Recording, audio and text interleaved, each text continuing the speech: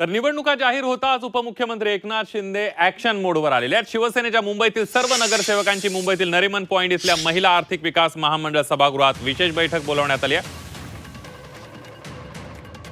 Corona काळामध्ये त्यांनी मुंबई लुटली असंही देवेंद्र फडणवीस यांनी टीकास्त्र डागलेलं आहे। आपण मुंबई रिइमॅजिन करूयात, काही जण खुर्ची रिइमॅजिन करत असल्याचं टीकास्त्र त्यांनी डागलेलं आहे। कोरोना काळात ज्यांनी मुंबई लुटली त्या कफन चोरांनी आम्हाला शिकवण्याची गरज नाही अशा शब्दांमध्ये मुख्यमंत्री देवेंद्र फडणवीस यांनी नाव न घेता उद्धव ठाकरेंचा समाचार घेतलाय। तसंच आपण मुंबई रिइमॅजिन करतोय तर काही जण खुर्ची रिइमॅजिन करत असल्याचा टोलाही त्यांनी लगावलाय। मुंबईचा विचार करणारच त्याचबरोबर महापौर होईल असं फडणवीस यांनी ठणकावलेलं आहे।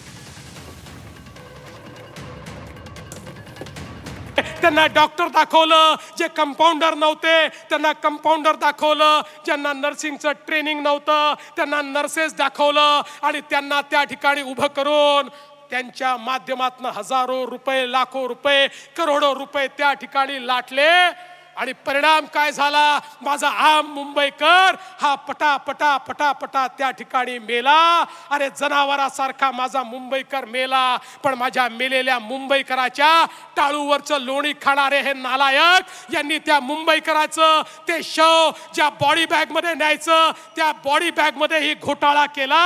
हे कफन चोर या ठिकाणी आम्हाला काय सांगणार?